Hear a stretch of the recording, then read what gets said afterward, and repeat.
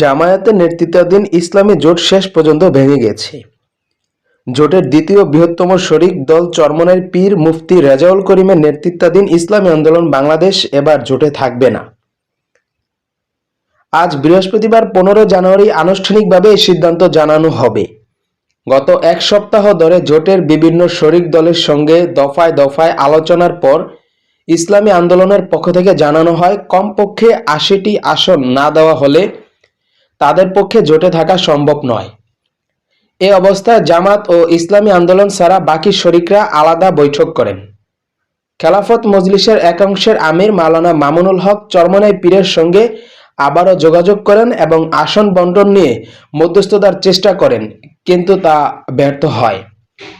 গভীর রাতে জামায়াতের এক নেতাকে মাওলানা মামুনুল হক পুরো পরিস্থিতি জানান।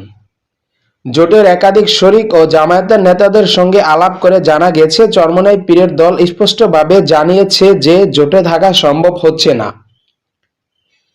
তবে চরমনাইয়ের দল ছাড়া বাকি সব দল জোটে থাকছে, অর্থাৎ 11 দলীয় জোট এখন 10 দলীয় জোটে পরিণত হবে।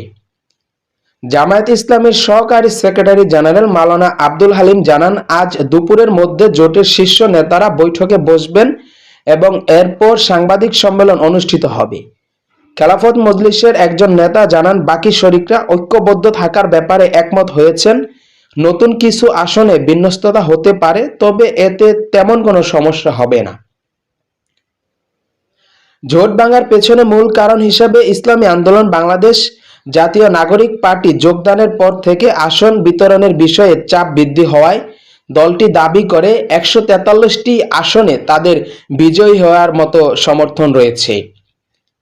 তারা এনসিপি ও জামায়াতের প্রভাবশালী নেতাদের আসন দাবি করেছে।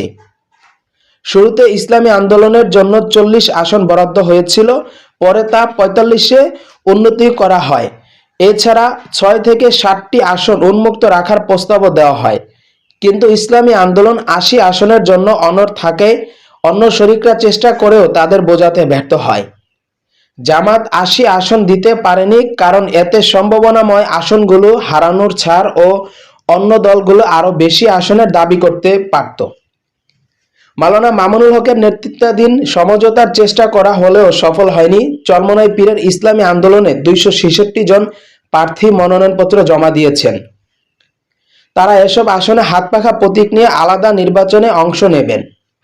কয়েকদিন ধরে জোট ভাঙার খবর ছড়াচ্ছিল। বুধবার বিকালে জামায়াতের প্রেস কনফারেন্স ডাকলেও আসন সমঝোতা চূড়ান্ত না হওয়ায় চরমনাই পীর প্রেস কনফারেন্সে যোগ দিতে পারেনি, ফলে এটি স্থগিত হয়ে যায়। রাতেও সমঝোতার চেষ্টা চালানো হলেও সফল হয়নি। আজ সকালে শেষ পর্যন্ত জোট ভাঙার খবর নিশ্চিত হয়। জোটের বাকি শরিকরা এখনও একত্রিত থাকলেও আসন বণ্টন নতুনভাবে বিন্যাস করতে হতে পারে। এটি নির্বাচনের ফলাফলের উপরও প্রভাব ফেলতে পারে। রাজনৈতিক বিশ্লেষকরা বলেছেন, ইসলামী আন্দোলনের পদক্ষেপ নির্বাচনী রাজনীতিতে নতুন গতিবেগ যোগ করেছে এবং আসন বণ্টনের প্রভাব শীর্ষ দলের মধ্যে প্রতিক্রিয়া সৃষ্টি করবে। এবার 10 দলীয় জোট হিসাবে জামাত নেতৃত্বাধীন দল নির্বাচন চালাবে। ইসলামী আন্দোলন আলাদা প্রার্থী তালিকা নিয়ে নির্বাচনে অংশ নেবে। রাজনৈতিক মহলে ধারণা, এ কারণে কিছু নির্বাচনী এলাকায় ভোট বিভাজন ঘটতে পারে। তবে জোটের অন্যান্য শরিকরা একযোগ কাজ করার প্রতিশ্রুতি দিয়েছেন।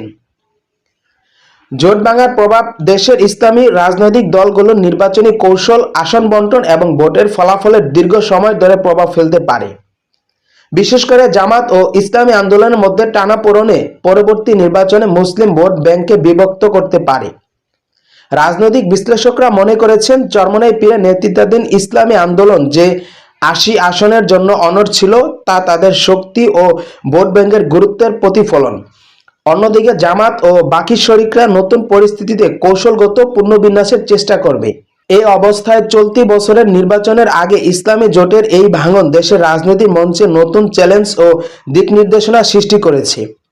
ভোটারদের মনোভাব এবং নির্বাচনী ফলাফলের উপর সরাসরি প্রভাব পড়বে বলে রাজনৈতিক বিশ্লেষকরা মনে করছেন। ডেস্ক রিপোর্ট, স্বদেশ টাইমস।